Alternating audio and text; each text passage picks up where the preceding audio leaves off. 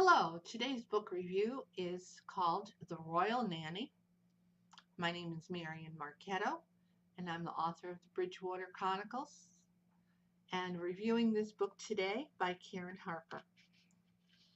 I've always been fascinated by the British monarchy, and this book drew me simply by its title.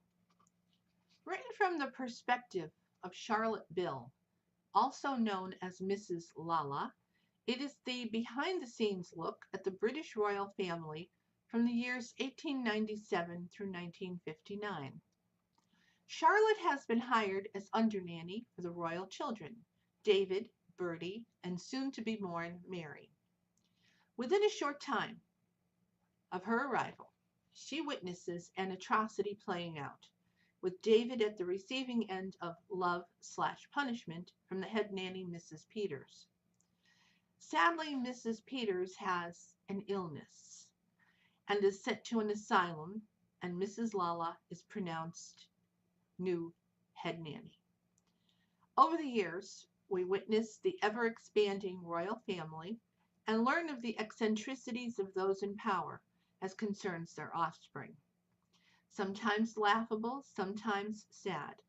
These eccentricities are what make the royal family who they are. Not until the last child of the Waleses is born does Mrs. Lala find the love of her life, John Charles Francis, who would eventually be called the Lost Prince.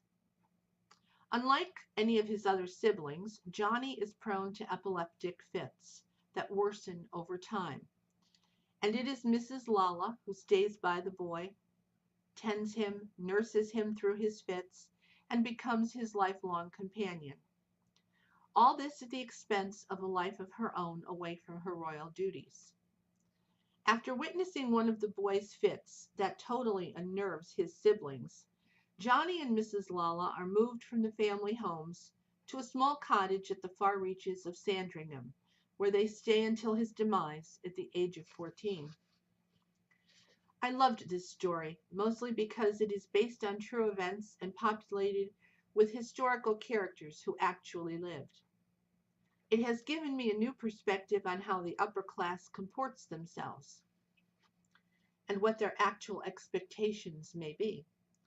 I was also eager to learn more about Prince John, as I had never heard of him before. The story quickly grabs the reader and will expose them to the wonders of royal life via the descriptions of their residences, mostly Sandringham and environs. The on-again, off-again romance of Mrs. Lala and Chad Reaver is one of unrequited love that eventually gets straightened out, although it takes a number of years to get to its completion. Attention to detail is excellent, and I felt like an onlooker over Mrs. Lala's shoulder, watching history unfold. Excellent story. 5 stars.